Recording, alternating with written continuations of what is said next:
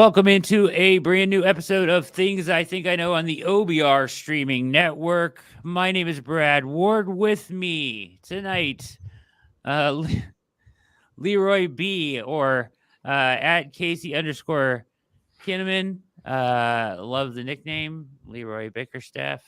And then, of course, Quincy Carrier, always fantastic. Tonight on Things I Think I Know, we're going to do a little something different because there are so many things we don't know out there right now. We're just going to kind of go down a list of things, some kind of pertinent questions, and get your thoughts on this.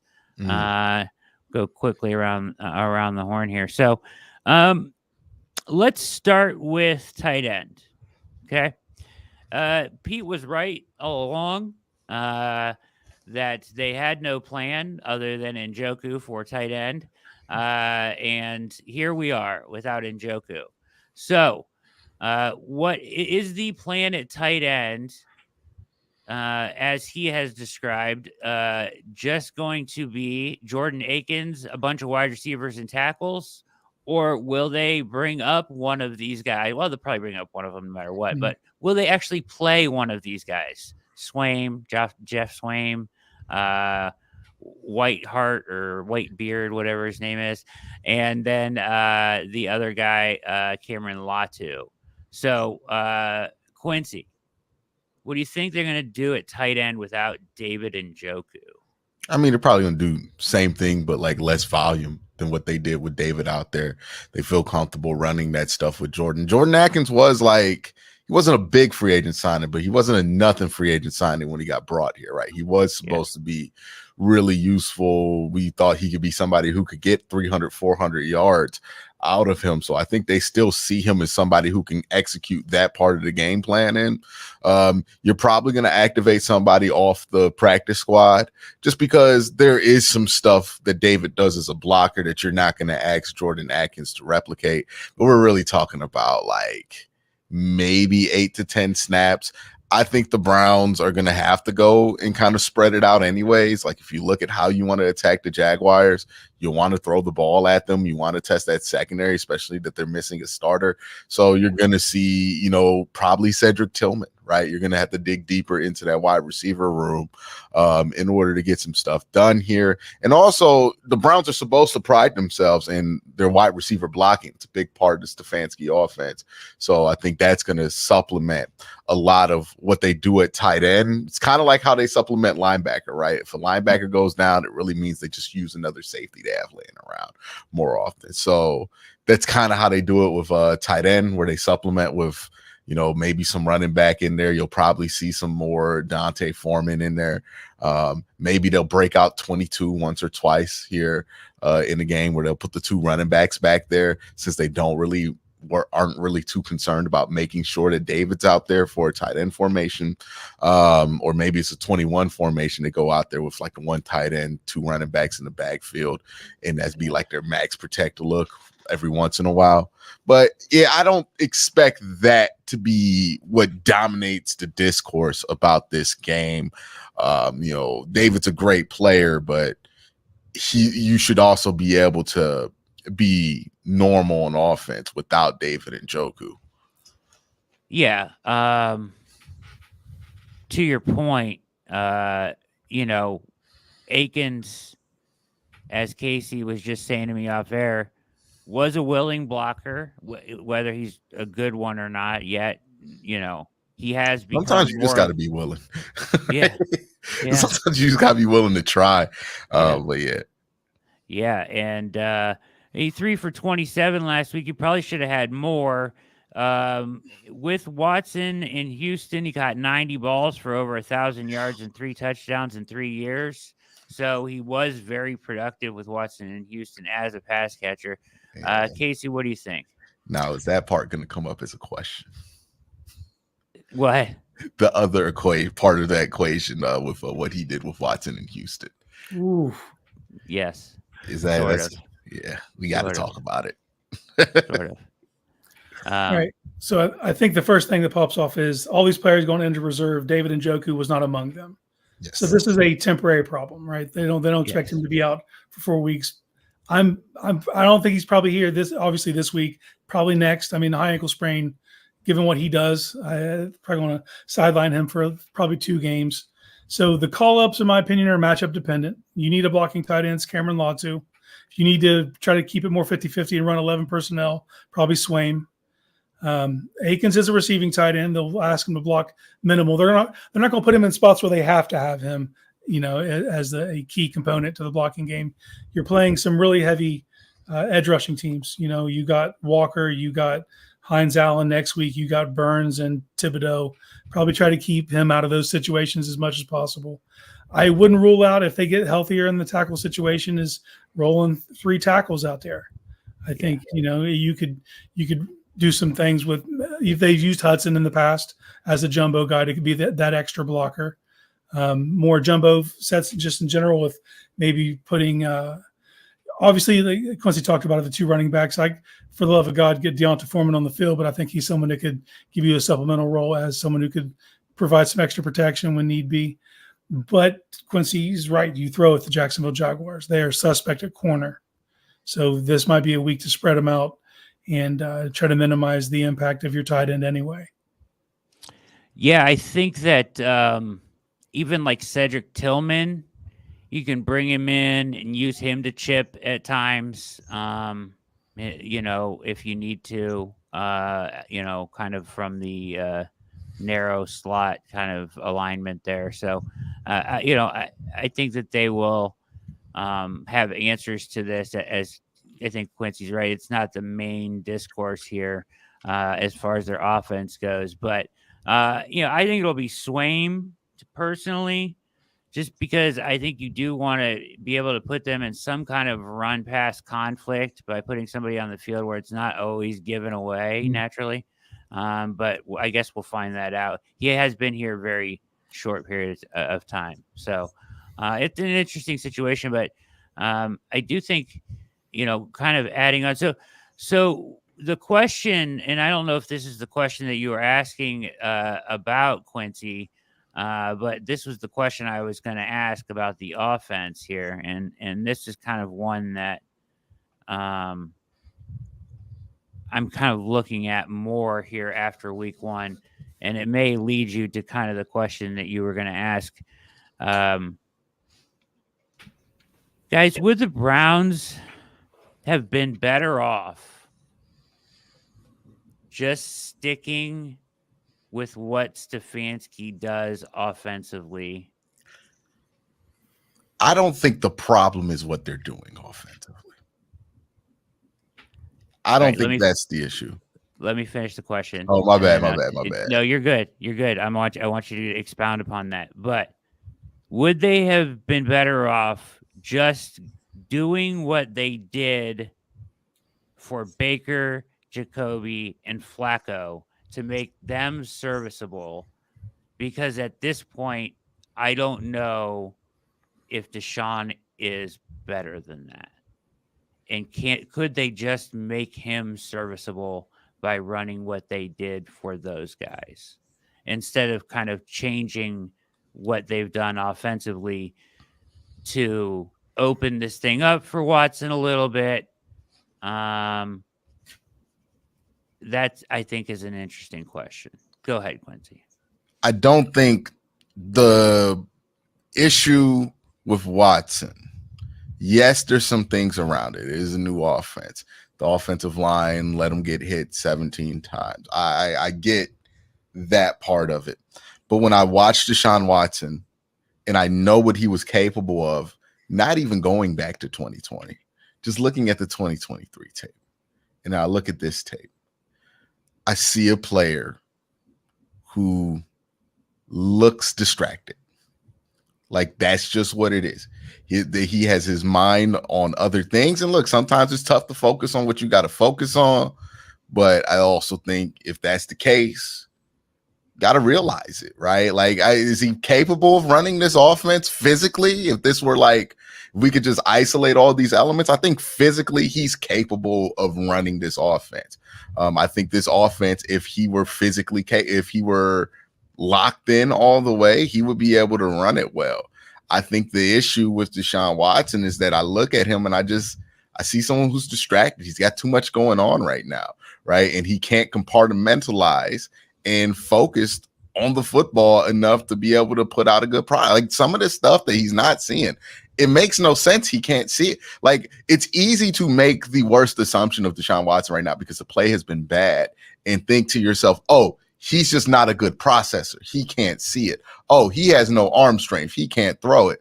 But you see him throw the ball in that game, and then he can still throw the ball. He can still spin it. He can still step in and drive. And like that one throw he had to Jerry Jeudy, there was a couple in there, the David Njoku one. He drove the ball more than a handful of times for me to think, no, he can still spin it. He can still get it downfield. Like he's not really straining too hard to get it downfield. Like if you want to see someone strain versus not strain, like DTR preseason this year, no strain throwing it ball deep. Last year, trying to throw it deep, he had to put everything into it, right? Like it's not a situation like that.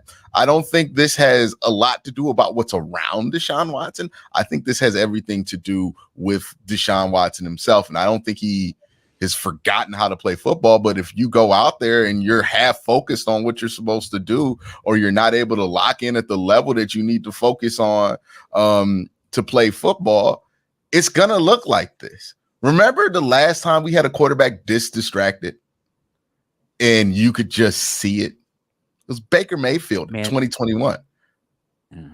I know people like to forget that, because now we're kind of running with the romance narrative of, oh, what if we would have stuck with Baker? Everything would have been perfect. Look how great he's playing. But 2021, Baker Mayfield, right? We talk about how abysmal a 9.7 QBR is. Yeah. Baker Mayfield had a 10.5 QBR versus a winless at the time Detroit Lions team and was so thrown off by that performance that he didn't even do press conference after a victory. And they won, yeah. Yeah, that we all remember that. That's what it looks like. It looks like that, but worse. It's worse. It's more distracted, and it's not stopping. He has cases off the field that he's dealing with. He has other things going on in his life. And I'm at the point now where if he can't put a great one together or a above average game at the very least together against Jacksonville, like if we're sitting here, Brad, and we're debating it in the post-game show whether he was better, he's got to take a sabbatical. Like if we got to debate about it, if he was better or this or that, like if we're sitting here trying to argue about it, he's got to take a sabbatical. He's got to sit out because I have confidence in Kevin Stefanski being able to put something around Jameis Winston to put some winning football together. And we cannot waste games here right now, right? You play the New York Giants next. You play the Commanders next. And then also we got to think about this. It might be a good thing they're not playing at home because they were sick of him. Like that's what my main takeaway from that game is. The fans are done. They have no more patience left. And I don't think even a great performance is going to put that patience back. You can't put that tube back in the toothpaste. They booed him last year. He played well. He played himself out of it. And now they're booing him again. And this stuff affects him, right? We've talked about it, right? When the environment is weird, when he gets booed heavily, when he has something come out, all of these things have showed tangible effects multiple times of affecting him in his play on the field. He has not demonstrated that he can lock out and just focus in and take advantage of his physical talents and not be worried about that. So I'm hesitant to make big declarations about this offensive staff because I've seen them be good without Deshaun Watson. And I've seen Deshaun Watson play well within this staff, right? Even with Alex Van Pelt and Kevin Stefanski. The thing is that whenever you hear something about off the field with Deshaun Watson, no matter what the nature is, this stuff happens to him, right? He drops a game like this and it just can't keep happening. Like we got off Baker Mayfield because the stability wasn't there. Well, what are we seeing right now? Right. And I'm not really worried about getting off the contract. I know Jack Duffin's done plenty. They'll get off the contract. They might lose like one player, but they're going to keep everybody that's really important, right? Like it's not really a panic to me. The national media is going to make it seem like it's a big deal. Yeah. But to me, you gotta salvage whatever's left here. And if he's not in the mental place to be able to play football to the best of his physical capabilities, then he can't do it. And I know people are making excuses. It's week 1. Casey, Brad, if he played a normal bad game, I would be right there with him, right? Hey, it was just a bad game. He had a 40 QBR. He'll be better next week, right? If it was just a normal bad game.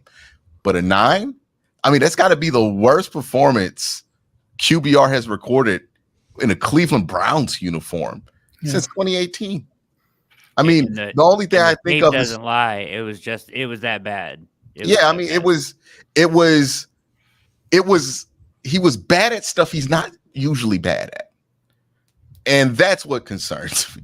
And there's nothing special to mix it to even it out either. Yeah. Like special stuff that he used to do, there's nothing there. Well, it's just, it looks like a completely different player out there, even from what it was last year. The focus just isn't there.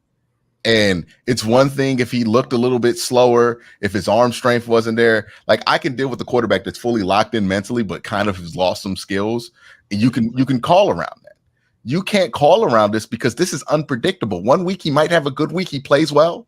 Another week he has a bad week, he plays like this. And I think the team knows it because we hear from beat reporters all the time. We know what he looks like in practice when a new case drops.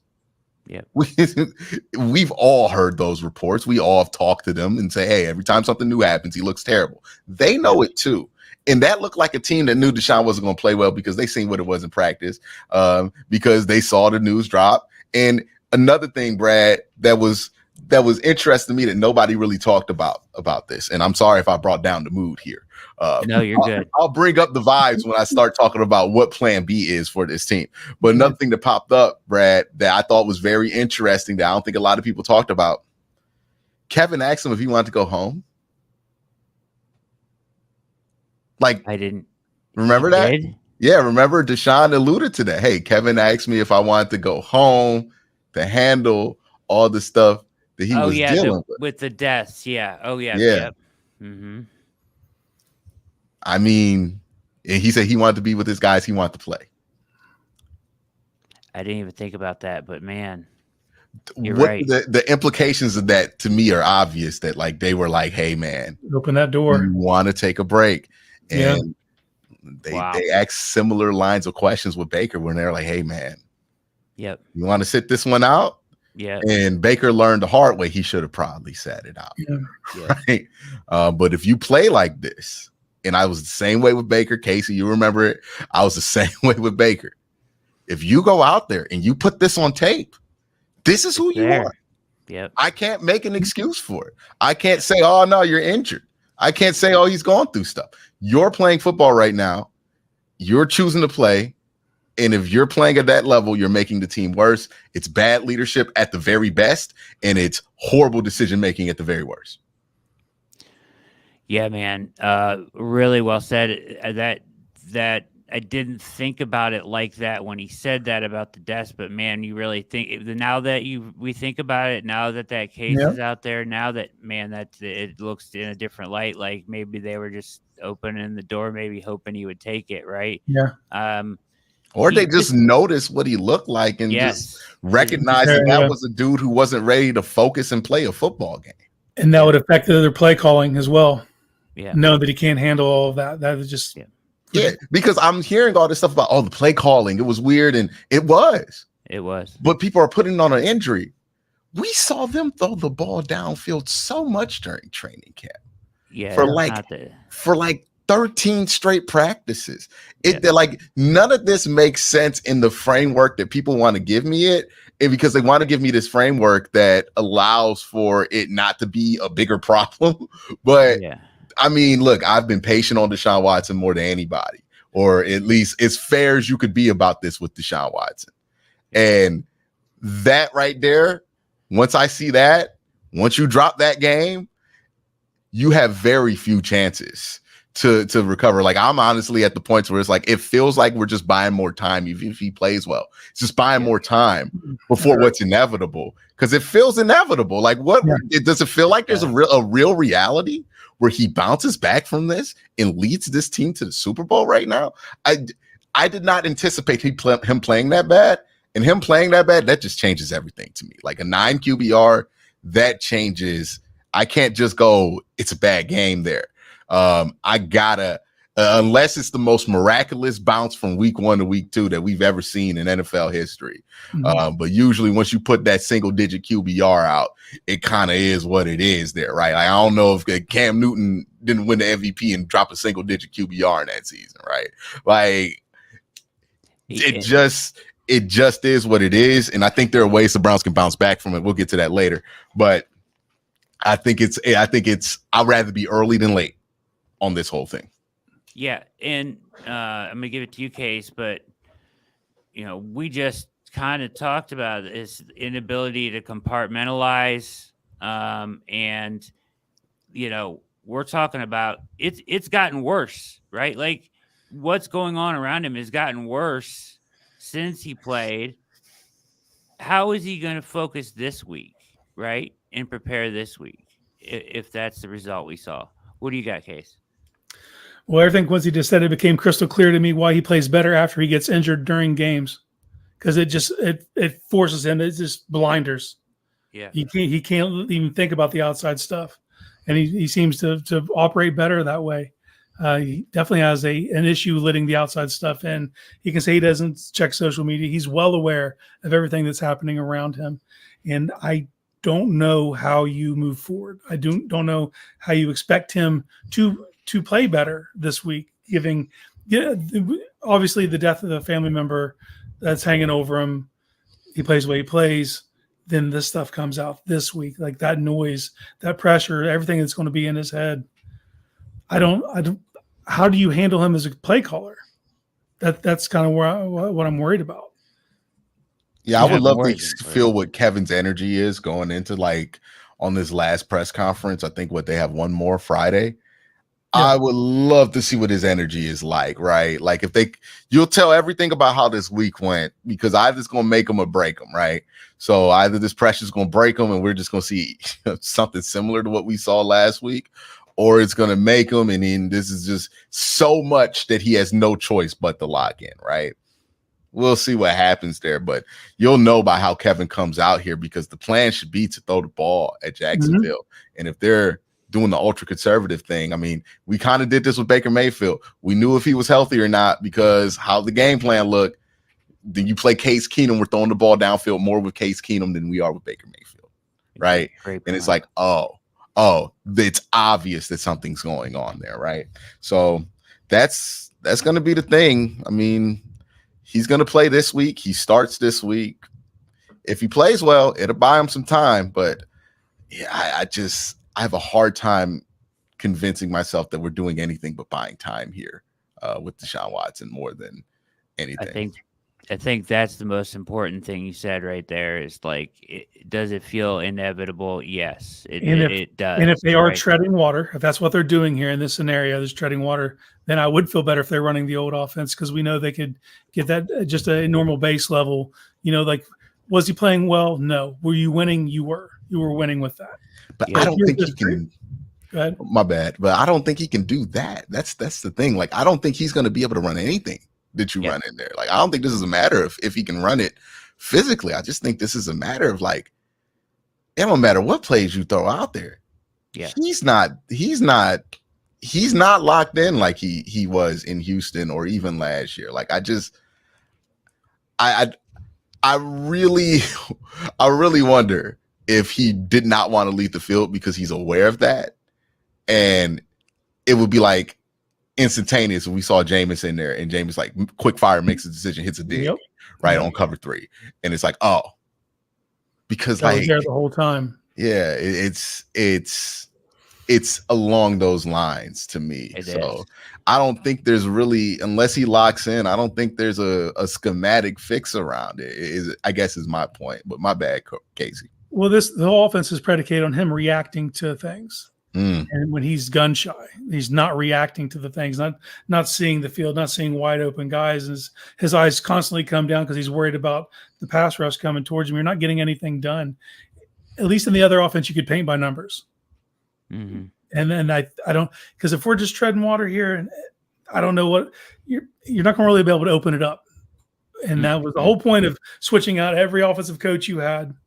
It was to be able to finally open this thing up. And Right. That's kind of where, I mean, the whole offensive overhaul, right? And I think that it's tough, man. The performance he put out this week, and to your point, Quincy, that it feels inevitable, is kind of how the like underlying feeling that I've kind of had all week, right? Like we were texting earlier this week, Case, like it just feels like, and here's the other question too, and you kind of hit on this a little bit, Quincy. Like his teammates have to notice, his teammates have to know, and then there's like this disengagement that we kind of saw from everybody else, and then now you're wasting the talent on this roster. And what did that remind you of? What year did that remind you of? Because I remember another year where we were talking about that, right? 2021, right? Where they were like, hey, man, they know what it is. And I just hope they learned a lesson from 2021 where they were stubborn. They had Baker as a starter. They were going to play Baker as a starter, and they were going to see that one out because they wanted to make an evaluation on Baker Mayfield. I don't think DeShaun is getting a second contract. Like I felt that way. I was close to feeling that way halfway through week one. I'm at that point now. It does not make sense for him to get a second contract. So if you feel like he cannot play football to the point where you need to, it's not Case Keenum behind him. It's Jameis Winston. And I look at Jameis and I see somebody who could be a really high level plan B. Like you see what happened with Geno's career. You've seen what Jacoby Brissett was able to do with Kevin Stefanski. I think that that's something that could be possible with the Cleveland Browns and Jameis Winston if you fully commit to Jameis. It's going to be some other stuff that happens with them, right? Jameis isn't going to be a perfect quarterback. He's not going to come in and be a top 5 guy. But I do think that Jameis does bring something. And the last time he was out there, 14 touchdowns, I think 15 touchdowns, 2 interceptions total in 7 games where he went 6-1 with the New Orleans Saints. And if you look at his body of work, he's somebody who's played better once he's gotten better coaching, like pretty consistently, which indicates to me a lot of his early problems in Tampa were more about environment and stability and what he was surrounded with team-wise. So you got that in your back pocket for a reason. And if I'm the Browns, I don't think you should be as hesitant as you were in 2021 to pull that trigger, because I still think with this defense, this team around it, you could do a hell of a lot if you get above competent quarterback play. Because the thing about Joe Flacco, he wasn't even like technically good. He turned the ball over too much. And if you have Jameis out here playing less turnover prone football, a little bit more capable of a thrower, I think that there's really a lot you can unlock there. We'll see how far you could take it, but we'll feel a hell of a lot better watching everybody. And like, I don't think this team stinks. And I would hate to see this team, as talented as they are, have a record that stinks at the end of the year. Yeah. And I don't want to see the Browns be so hesitant to pull the trigger on this, or so hesitant to eat the L on this if it becomes apparent that they don't consider going to plan B, because I think plan B is pretty damn good. In 2021, I thought plan B was awful because it's Case Keenum. I'm never going to advocate for Case Keenum playing a bunch of football games on a football team. But Jameis, I think it makes sense. You know, I think it makes sense. I think you could go to it, especially once Nick Chubb comes back, right? Like that's a huge thing that you can add to this team. So there's 2 ways. I think there's a lot of ways the season can go, but I don't think this season goes DeShaun Watson drops that and then has a renaissance. Like I just find that to be a really hard possibility to convince myself of. Yeah, slim on the outcome there. You know, the thing about Jameis too, and I've said this to you, Casey, is that if they went to him, it would galvanize this team around him. I really do believe that. Like the feeling, like you said, everyone would feel better. Like us as fans would feel better. But I feel like that everybody in that locker room, coaching staff, would feel better about everything going forward. Because he is an outward leader and he does inspire, you know what I mean? You know, from within. So I just feel like it would be not only would it be give you the potential to have an offense that is effective enough to win football games, but it would also bring this team together in a way that makes a difference. How long is the leash? That's what it all comes down to. How long is the leash? What kind of hole do you allow him to dig you into before you make that move? I would put the leash at anything that's reminiscent of the Dallas game is an immediate hook. But, the thing I fear is that we just get like mediocre football games from him where it's like 120, 130, 13 to 22. Like it's not bad enough to outright bench and maybe you're winning because you're playing weaker team. You're playing and then you play a real team and then you get smacked, right? Yeah. Like Philadelphia week 6. Yeah. So that's why I'm like, I would be a little bit more aggressive with the trigger than I've ever really advocated for with the leash, where it's like, hey, if it looks like it isn't going to be a significant improvement sooner than later, and like I'm not saying like a significant improvement, go from like a F to a D plus, which would technically be a significant improvement. I'm saying if it doesn't look like he's going to be at expectation, 2022 trade for him expectation, not the expectation we've diluted all into,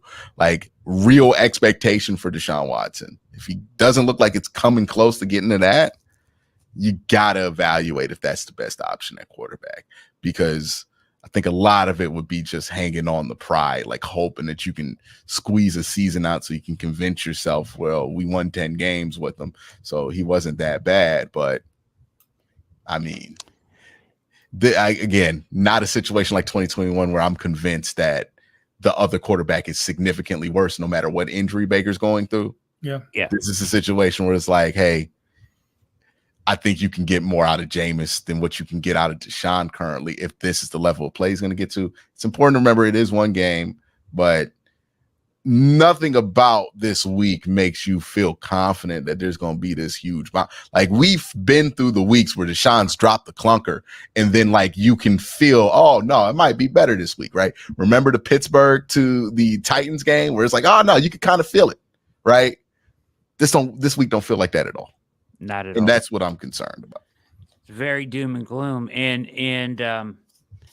to your point about the aggressive hook, I mean, people are going to point to the contract nationally and stuff like that, right? Nobody in the Cleveland fan base is going to be upset about an aggressive hook, right? But like, ownership, maybe, I don't know. You might have to talk them into it, right? Because ownership has a say. But here's the thing, right? Everything that's going on around him right now might serve as your out or a reason or you have something right now that can, if you really want to pull him and you feel that way, there's enough going on right now that you can justify it on or off the field. Yeah, and I hate to see it get ugly where like because we're just thinking about on the field. Yeah. We're not thinking about how the audience is going to react to him if the Browns are 0-2 and don't have a lead in the first quarter against the New York Giants. Like, what is that stadium going to sound like? We know it's Cleveland. There's going to be a bunch of people there. So what's that stadium? Is that going to sound like an environment that you can keep up for what, 6 more games? Like, at some point it becomes visibly untenable. And we've been through this, unfortunately, but fortunately. Everybody in that building, everybody on this video call, we've been through this. We've seen it.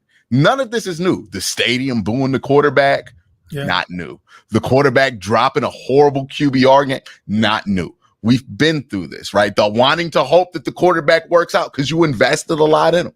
We've been through it. We've seen it. We dealt with it. Got to learn from that mistake. The mistake from 2021 was we hung on far too long with Baker Mayfield in that season. And it didn't do Baker any good. It didn't do the Cleveland Browns any good in retrospect, right? Because Baker ended up with him almost falling out the league in 2022. And for the Browns, led to them making the move to get DeShaun Watson to make an immediate improvement at the quarterback position. You got to learn from the mistake. It feels like you can make the same mistake this year. I hope they learn from it and realize got to be a little bit more aggressive on this hook, because you don't want guys getting miserable, right? And this has a recipe to be miserable. So if he puts a bad performance out there week 2, or not a convincing performance out there week 2, I think that's it. I don't think you can have him play at home and you're 0-2. Maybe if he has a mediocre performance and you're 1-1, maybe. But if you're 0-2 and he stinks, you can't bring him back to Cleveland and expect that environment's going to be encouraging, because it's going to snowball and it's going to get worse and worse and worse, because people's expectations are so far from being sold. At this point, you'd just be better off to make them forget that they had the expectations in the first place, because when DeShaun Watson is out there, even if he's playing decent, people are reminded that, man, he's supposed to be one of the best 5 quarterbacks in the NFL, right? So I think all of that means that you need to have an aggressive hook. The play on the field, what you have on this roster, the leadership that you have in this locker room, the veteran players that you have in this locker room that you have convinced that you're trying to win for right now. You can't go out there and stick with this for much longer. I mean, when Myles Garrett is like, yeah, I understand why they're booing, it's not a direct shot at DeShaun Watson. It's not like he just put him under the bus, but we've seen Myles Garrett be confused at the booing. Right. We've seen him fight back against the booing before. Yeah. It is not nothing that he's like, yeah, well, I understood, because he saw what we saw. Yep. Yeah, it's a great point. What do you think the Haslams would the Haslams push back on this? The Haslams care more about how people feel about them than anybody in that building, right? So I think it's going to be the exact thing that made them hang on to Baker Mayfield through that whole season and let him play that whole season. Going to be the exact thing why they would have a more aggressive hook, because keeping Baker Mayfield in increased the chance that you can look right about this, right? Your number 1 overall pick, this guy you invested in. Yeah. Keeping DeShaun Watson in is going to increase the chance that you're going to look worse about this, because it's not just he's playing with the injury, right? Where it's just football. It's like, hey, he's playing with a potential suspension looming. Like, you don't want the league to be the one that pulls him off the field and he's not playing like amazing football. So it would behoove the Haslams in this case that to have a quicker hook, especially if they catch wind from the league office that this suspension thing, which we'll find out in a couple weeks if it's going to happen, or well, if it looks like it's going to happen or not. But if they catch wind that this suspension thing is real, I wouldn't be surprised if the second they catch wind, all of a sudden it's going to be a weird day for the media Tuesday, right? It's like, oh, the Browns haven't hit the field yet. Yeah. Oh, something must be up, right? Yeah. And then it's going to be whatever they're going to call it, Black Tuesday, Brown Tuesday, whatever they're going to call it. But it'll basically be the end of the Deshaun Watson era if they catch wind that he's getting suspended again, almost immediately. Like, we could be talking about before the bye week, he's not even on the team anymore. Yeah, very plausible, I think, right now, especially with just, the off the field stuff we've highlighted on the shows that, in the way that it's gone, it does look like it's very much in the range of outcomes. Casey, any more thoughts on this topic? I just can't imagine how pissed old Jimmy Pockets would have been sitting in that press box watching the league's most expensive offense do that. Yeah. 5 3-and-outs, an interception, a field goal in the first half. Just, you pay that much money for that. And Quincy's right. They care a great deal about public image. And the fact that you have someone to hand the ball off to. Every one of your aspirations is still in play with Jameis that it is right now with DeShaun Watson. So the fact that you have your plan B. You look at how teams are having success right now, like the quarterback has never been less important than right now, ironically enough, because teams are just having to shy away from the pass game because all the too high safety stuff that teams are throwing at them. I mean, we're seeing great quarterbacks throw under 200 yards right now. Mm-hmm. And even the 49ers, they were really running that ball, even with the undrafted guy back there, right? Because that's how you beat these teams. So that's the saving grace. This might be the year where you can get away with it without having, I made the joke on Twitter that the era of the 3,000-yard game managing quarterback. Oh, that's back, right? We all grew up. We're like 3,000-yard game manager, not bad. Trent Dilfer, right? Yeah. 2,000 and like 500 yards or something like that.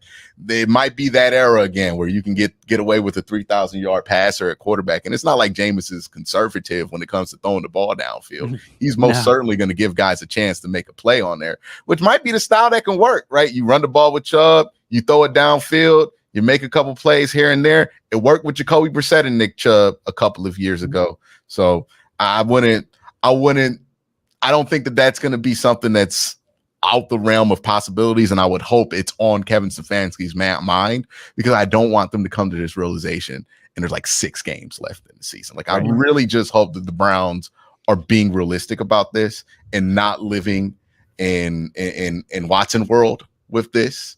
Yeah. And look, we've all been optimistic about Watson's chances this year, and this is where we're at. I would have to imagine they have to be at a similar place, because it is what it is. Truth serum. I would love to hear what they really think on this, man.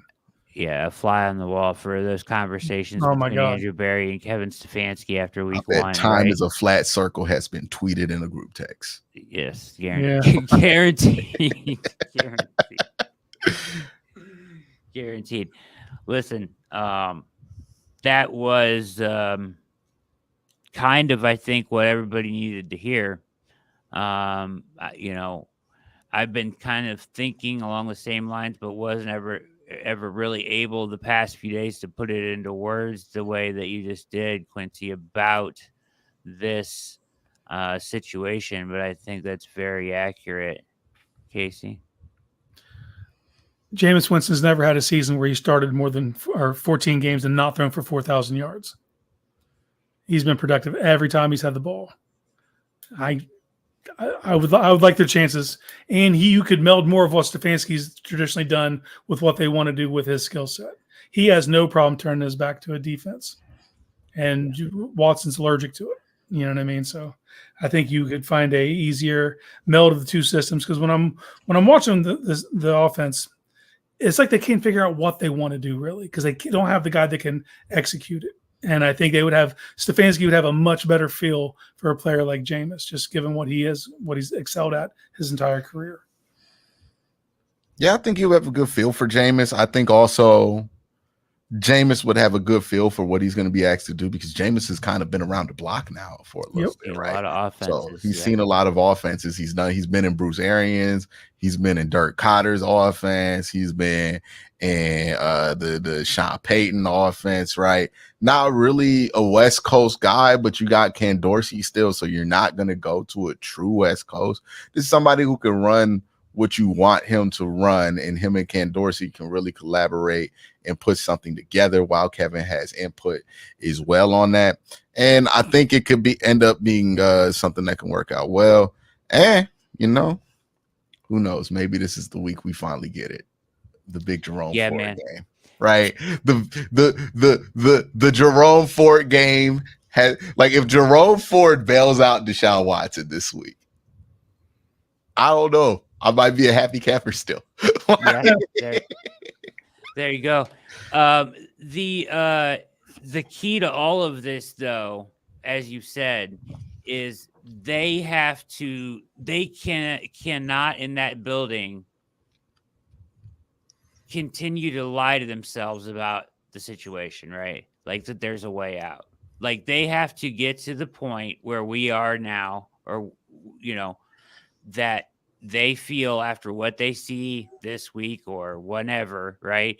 Hopefully sooner than later, because like you said, if they wait too long, it's pointless, right? You can't wait too long. It has to happen it has to happen quickly, right? If you want to save the season and save the talent on this roster and all the things that we've talked about in 2021, like you said, they have to come to that realization. I do agree with you that they have to be having the same conversations. It's just like, man, it's hard. It's hard. I think it's hard for them to give up on this and call it a failure at the same time, although it seems so clear. Especially only 14 games in. He still hasn't put together a full season of games as a Cleveland Brown. So, but I think the important thing, and this is what hit me during this week, it's going to be easy.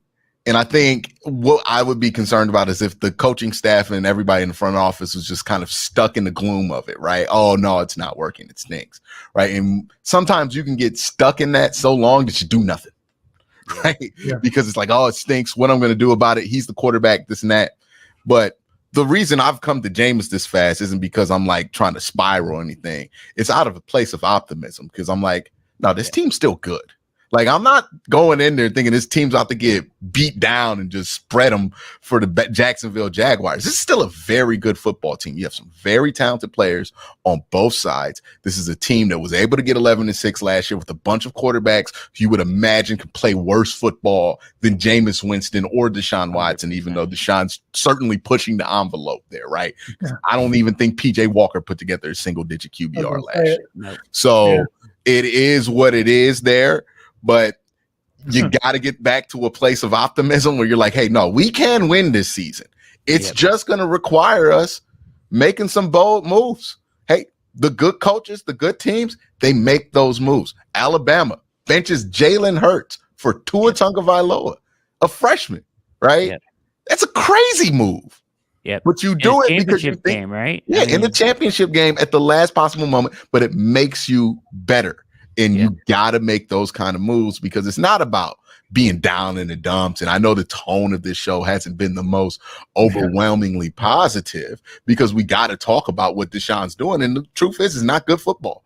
And that can make you think that, okay, the only thing we can do is just live with it. But it's like, nah, this team can be good. There's still a path for them to be a good football team. They're truly talented. And it's not just hope. You saw it last year. No, yeah. Absolutely. So you gotta just snap back to it. And it's like, hey, if this doesn't work, we can't waste time sticking here because we know what we got. And we know if you're Kevin, you got to have confidence in yourself to be able to get Jameis to that point. You got to have confidence in your guys, confidence in your staff. And you got to get the best out of this season that you can. And the truth is, the more chaotic the season, the better the record for Kevin Stefanski sometimes. Yeah. So we'll see what happens. But I hope and I would trust that the Browns are operating from that standpoint because when they've had 2021, they've learned from that. And also, they have to believe that this team is better than sticking with DeShaun throughout all of this. And what's the benefit? Because even if you stick with DeShaun and you get like a good year out of it next year or something like that, this ain't that next year ain't the year you were looking for. It's this year that you need. So you gotta make the decision you gotta make. Jameis on this team for a reason. We could have walked into the season with Tyler Huntley as a backup quarterback and DTR could compete with him similar to last year. It's a reason Jameis is here, right? As the Joe Flacco replacement. Gotta use it. Yeah, there's always been a tipping point, right? Where you reach that point where what does it matter anymore? What is the benefit of keeping going this direction, right? Like you just said, there's a tipping point. I just feel like what has happened in the past week, this offseason leading up to what we saw week 1, the tipping point got here a lot faster than anybody expected. Yeah. But I think that Stefanski goes into that office with the same pitch that you just gave and we just talked about. That's the way out, right? That's the way out. And they got to achieve that. So hey, you'd rather be the 49ers. The 49ers made a horrible quarterback trade too. Nobody talks about it. Yep. Nobody talks about it because they got Brock Purdy to play well. Ended up being fine, right? Ended up being fine. Nobody's going to care if this is the worst quarterback trade of all time if you end up winning games and you get to the playoffs. Like, nobody's going to what are going to go, oh, LOL Cleveland, look how bad they are. They just went to 2 11-win seasons. Like, how this is looked at for the future, the Deshaun Watson part of it, that might be done with. Deshaun Watson might never put together enough games to play himself out of that label, right? Even though Russell Wilson right there, right? But he might never be able to play himself out of that label. That's fine. But that don't got to stick with you, right? No. We could either talk about how this destroyed the Cleveland Browns or talk about how the Browns have somehow built something so resilient that they bounced off of that like it was nothing. And they can. Like, you imagine Kevin drafting a quarterback a year or two from now in his system, being able to develop him. Look at the strides it made with DTR, 5th round pick. Yeah. Yep. Imagine what he could do with like a premium pick there. A guy he really likes coming out of college, an Arch Manning or something like that, right? Imagine what he could do there. I have more faith that, look, if we got to search for another quarterback, we do this the right way. We take our time with it and we keep this structure in place. We're not going to be looking for 20 years. Yeah. It's being able to overcome it becomes the story. Yeah. So pick your struggle. I think the conference the DeShaun Watson struggle is not what we want to pick anymore. Right. I think the conference you play in expedites it too, because you can't. The hole to dig could get too much too quick because there's too many teams in this conference with real playoff aspirations. Mm-hmm. So you can't. That hole, they don't have to be very big, and you might not be able to get out and chase these guys that are going to win 11 games. You know what I mean? So that'd make it quicker. Yeah, absolutely. Got to make quicker decisions. Got to do what you got to do, and ultimately, got to make the decision that's going to make the team the best at the end of the day. And can't wait. And I would like to think that Jameis Winston is on the team because they remembered what happened in 2021 when they didn't have a real backup in plan, right? A backup they felt comfortable playing a lot of games in Case Keenum. I imagine that's why Jameis is there, right? Because they got caught with their pants down once, almost got caught with their pants down last year. Yeah, and then they realized, okay, we got to keep that thing on us. And that thing is Jameis. So if it looked like somebody about to break into the house that is this season and ransack it, you got to pull the Jameis on them and get up out of there, right? Like, you bought it for a reason. Yep. You can't waste any more time, right? You cannot waste any more time. And absolutely. Let me tell you, the Ring doorbell is showing the notifications. Nobody's in the house yet. Well, boy, oh boy, somebody's been standing out the driveway for 10 minutes. Yep. You got that Jameis on you. So. Cool, that Jameis. Great stuff, guys. Quincy, outstanding topic and very pertinent to everything. Perfect kind of sums up going into this weekend. So I'm glad that that's the topic that came away from this, because that's how I've been feeling. But you put it into words much better than I could have, and it makes all the sense in the world. So let's do an exercise real quick before we get off. Pick your worst PJ Walker game. Worst PJ Walker game. Seattle. You can go Seattle. All right, so let's see Seattle right here. PJ Walker in Seattle. He had 248. I believe he had a touchdown, 2 interceptions. I don't think he threw a touchdown, did he? A QBR of 25. We'd have killed for that on Sunday.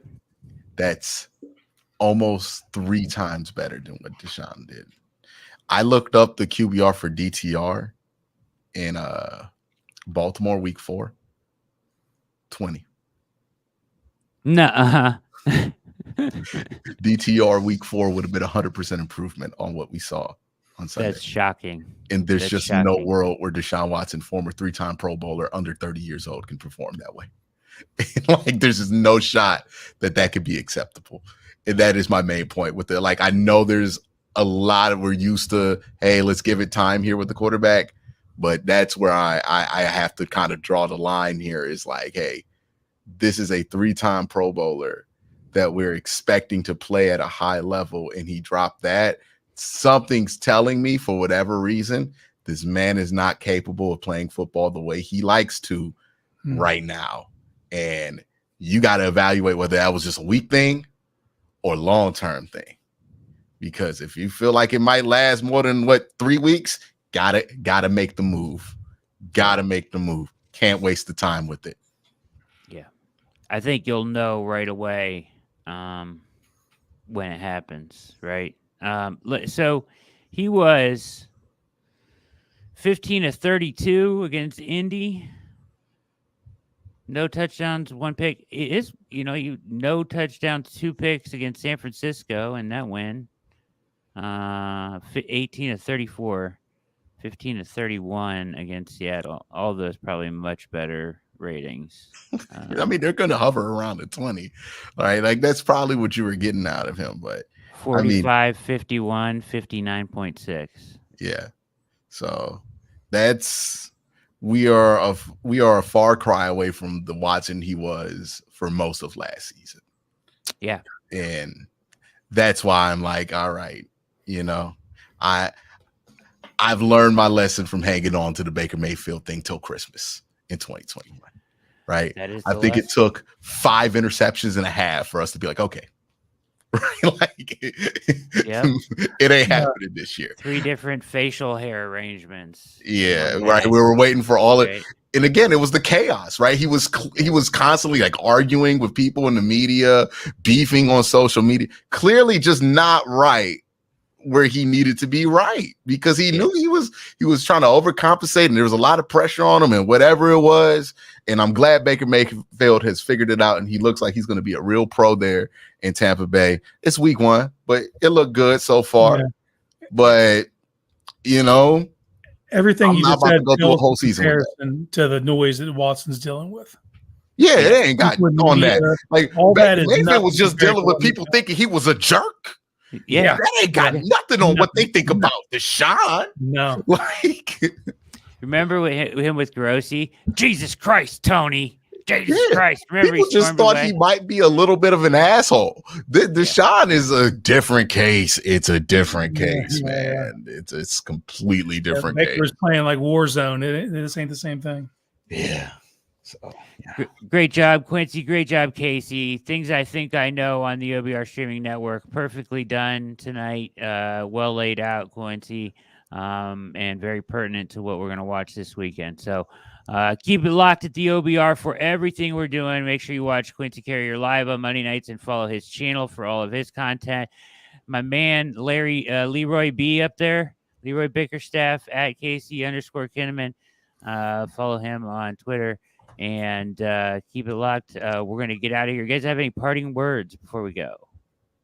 Hey, Brown's still going to win this week. Boom. Yeah, I think so too. He said it. I think so too. Jerome Ford. Don't get it twisted. Jerome Ford Day. Might not have been the most cheerful episode of things I think, but don't get it twisted. Brown's going to find a way to win. A very necessary episode, and they still will win. So, well said. All right, let's get out of here. Thank you guys so much for watching. Hit like and subscribe on your way out, and keep it locked at the OBR.